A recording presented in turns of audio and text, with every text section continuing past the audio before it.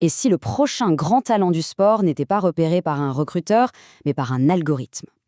Aujourd'hui, on va plonger dans un univers où la technologie est en train de complètement redéfinir les règles du jeu dans le sport pro. Je viens d'un endroit où le talent est ignoré tous les jours. Cette phrase, elle frappe fort, non? Elle nous rappelle une injustice fondamentale dans le monde du sport. Pour chaque superstar qu'on applaudit, combien d'athlètes incroyablement doués restent dans l'ombre? Tout ça faute de contact ou de visibilité. Mais voilà, et si la technologie pouvait changer la donne? Si elle pouvait enfin mettre tout le monde sur un pied d'égalité?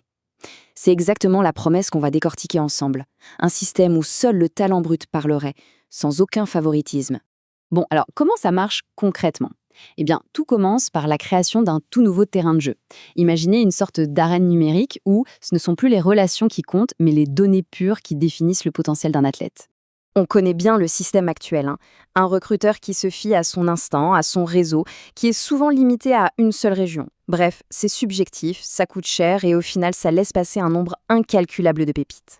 La solution qui est proposée, c'est un écosystème qui repose sur une technologie qui s'appelle Athleta. En gros, c'est comme une fondation numérique, une sorte de grand registre public ultra sécurisé et qui a été conçu sur mesure pour le monde du sport. C'est sur cette base que tout le reste va se construire. D'accord, mais pour l'athlète, qu'est-ce que ça change au juste? Comment est-ce que ses performances, bien réelles sur le terrain, peuvent se transformer en une sorte de passeport numérique impossible à falsifier? La clé de tout ça, c'est l'intelligence artificielle.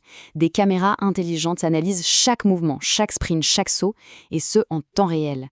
L'énorme avantage, la machine, elle, n'a pas de préjugés. Elle ne juge que la performance pure, mesurée de façon totalement objective, et ça élimine complètement le biais humain. Alors voilà comment le parcours se déroule étape par étape.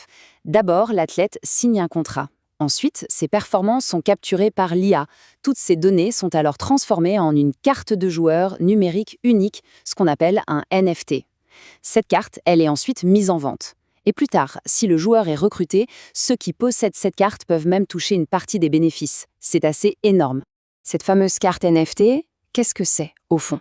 C'est simple. C'est le CV ultime pour un athlète, une sorte d'identité numérique qui contient toutes ces données de performance, qui est vérifiable par n'importe qui et qui est impossible à truquer. C'est la preuve brute de son talent. Mais ce système, il ne sert pas seulement à dénicher des talents, il s'attaque à un autre géant, souvent inefficace, du monde du sport, le marketing. Et là aussi, préparez-vous, parce que l'approche est radicalement différente. Le contraste est vraiment saisissant. D'un côté, on a la pub classique, on dépense des fortunes pour une portée qui est souvent limitée, avec des fans plutôt passifs. De l'autre, ce nouveau modèle qui ne voit pas les fans comme de simples spectateurs, mais comme de vrais acteurs. En les récompensant, il crée un marketing viral, organique et bien plus efficace. Et attention, on ne parle pas juste d'une idée sur un bout de papier. Plus de 500 clubs sportifs à travers le monde ont déjà rejoint l'aventure. C'est la preuve, quand même, que ce modèle séduit et qu'il est déjà en train de prendre de l'ampleur.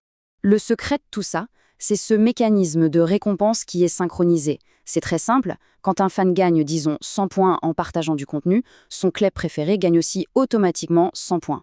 Du coup, les intérêts du fan et du club sont alignés à 100%. Tout le monde pousse dans la même direction. Très bien. Mais qu'est-ce qui fait tourner toute cette belle mécanique? Quel est le carburant de cet écosystème? Eh bien, la réponse, elle tient en un seul mot. Un jeton numérique. Ce jeton s'appelle l'Atla. C'est la monnaie interne de tout l'écosystème. C'est lui qui alimente les récompenses, les transactions. En somme, c'est l'huile qui fait tourner tous les rouages de la machine. Ok, retenez bien ce chiffre. L'offre totale de ce jeton Atla a été fixée au départ à 3 milliards d'unités. C'est un chiffre important, mais c'est ce qui vient juste après qui est vraiment intéressant. Parce que l'objectif, c'est de brûler, c'est-à-dire de retirer définitivement de la circulation plus de 2 milliards de ces jetons d'ici la fin 2026.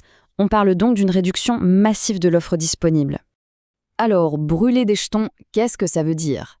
C'est un principe économique assez simple. On retire définitivement des jetons pour créer de la rareté. C'est logique, moins il y a de jetons en circulation, plus ceux qui restent ont potentiellement de la valeur, à condition bien sûr que la demande, elle, continue de croître. Maintenant qu'on a bien compris comment fonctionne le moteur, regardons un peu la carte routière. C'est quoi l'ambition à long terme de ce projet? Où est-ce qu'il compte aller? La feuille de route, elle est claire et plutôt ambitieuse. On voit d'abord le service de scouting fin 2025, puis le déploiement petit à petit de l'outil d'analyse par IA. Ce qu'il faut retenir, c'est que ce n'est pas un projet à court terme. Il y a une vraie vision de développement sur plusieurs années. Et l'ambition, elle ne s'arrête pas là. Le projet vise une expansion mondiale, avec en ligne de mire le plus gros morceau du gâteau, le marché américain. En ciblant des géants comme la NFL, la NBA et la MLB, l'objectif est limpide, s'attaquer au plus grand marché publicitaire sportif du monde. On termine donc sur une question qui fait réfléchir.